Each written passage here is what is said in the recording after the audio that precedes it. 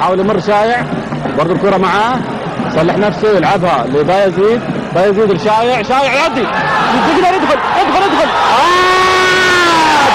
جزاء.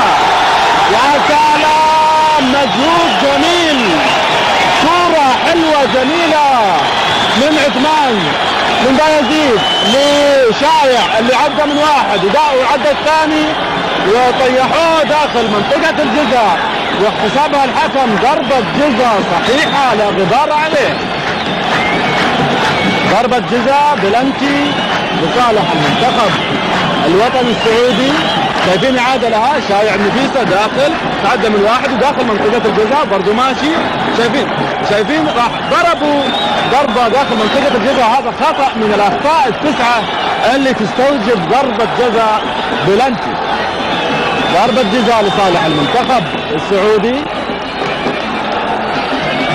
كابتن المنتخب الصومالي بيوصي الحارس نؤدي مجهود جيد ورائع ونحاول نرفع مستوى الكرة في جميع الوطن العربي. ماجد سددها وهدف، أول هدف في المباراة لصالح المنتخب السعودي. سجل اللاعب ماجد عبد الله في الدقيقة 27 من الشوط الثاني.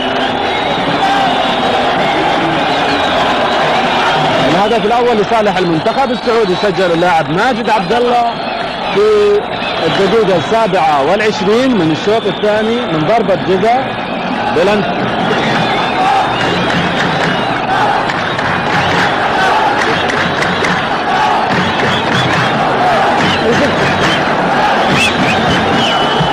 لاعب الفريق